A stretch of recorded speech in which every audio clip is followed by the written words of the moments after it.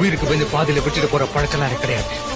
என்ன பொறுத்த வரைக்கும் இறங்கிட்டேன்னா ஜெயிக்கணும், ஜெயிச்சே ஆகணும். யாரோ யாரிவனோ ஒரு நீரோ தீயோ யார் அறிவார் ஆளும் வேறிவனோ அதை அசைத்து பார்க்க யார் வருவார்.